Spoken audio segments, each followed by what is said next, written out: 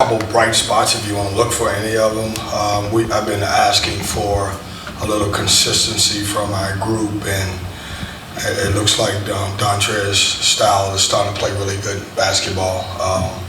9 for 14, 6 for 8 from 3, 5 rebounds, and our team's fighting. We played against a very good Clemson team. Obviously, they coming in 9-1, and our guys are putting the work in. We have these 4 or 5 minute stretches that I feel like are really, really hurting us. And, I didn't know who we were going to have this week. Ben and Dontrez didn't practice last couple of days because they had, flu-like symptoms, and same thing with Breon Pass. And then right before the game, Brandon decided that he couldn't go. And so I give our guys credit on a moral victory, but I give us credit for the way we came out and fought against a really good team, the adversity that we had, we went through. That being said, we just got to figure out. We got to get better. We got to figure out these stretches. Our defense is still doing a great job of carrying us through most of these games, and obviously it looks like when we get in trouble, we don't score the basketball. So, questions? Kevin, Duke and then now Clemson, those are two of the top teams in the standings. You feel like you're miles away from them? How close do you feel like you are to those two teams? If you look at those two games, you say you're right there. You look at them and you say, man, we have gotten better.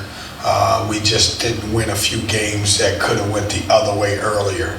And so if you win those games early and you don't play well against, or you play Duke and Clemson the way you do, now you say, well, man, they got a chance. That being said, we have been in every game because our heart's always on the line, and our guys show up every night.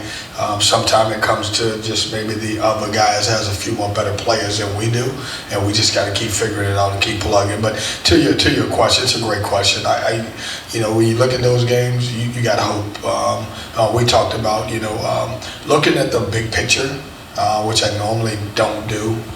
In our league, it's going to be 9-10 teams that have to at some point win their league to go, because we're just not getting many in there. Can we continue to get better, and can we win some games down the road to put ourselves in that position? So I know you kind of keep the morale up. Like you said, you're right there, but when the losses start to stack, it's hard not to see that. Well, I think the way we'll do it is we keep playing hard as a habit. And we do have, if you want to say what's our good habit is we play hard.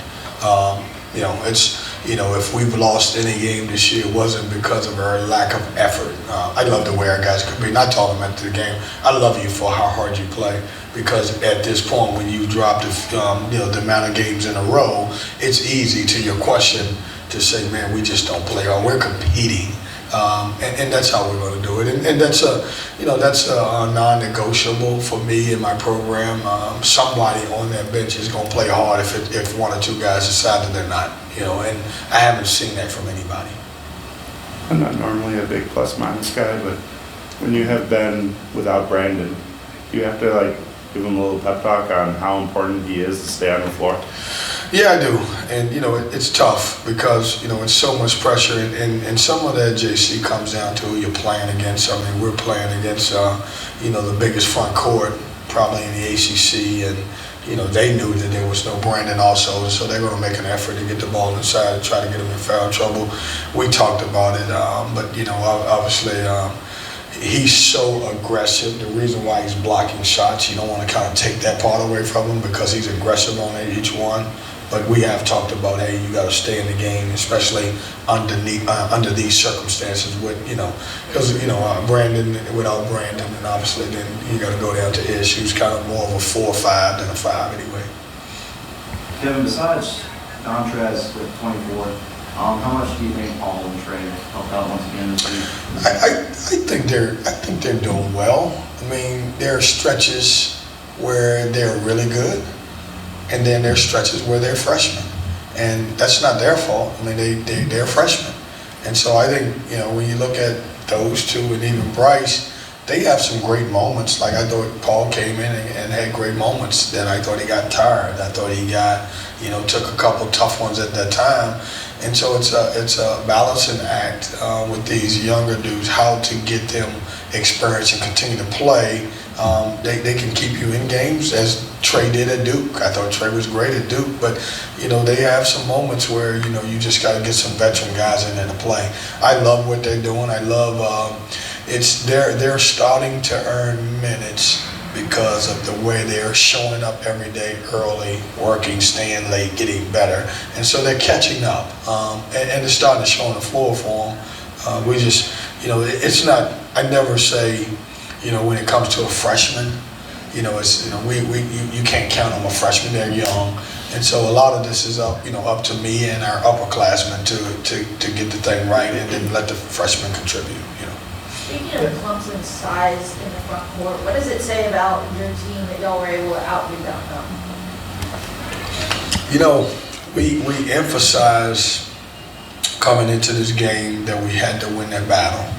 And, I thought our guys, I'll tell you, it was tough because, in practice, at times our 4s and 5 was Bryce and Dennis Parker, because we didn't have those guys in. So we really, concentrated on you got to hit them before they hit you. But it's a lot. It's a win in that area, in that category, because we have gotten out-rebounded. Things that we want to work on is our rebounding, transition defense, and also guarding the ball a little bit better one-on-one. So in that area, that's a win for us. When you're facing an elite offensive guard like Chase Hunter, how do you game plan for and stop that type of player? Say that one more time. When you're playing a elite offensive guard, how do you stop a player like Chase Hunter? He's good. I mean, that's a. You look at his numbers and how he affected the game. 20 points. He was very efficient, 6 for 12, 2 for 5, got to the free throw line. We talked about, hey, staying on his right hand.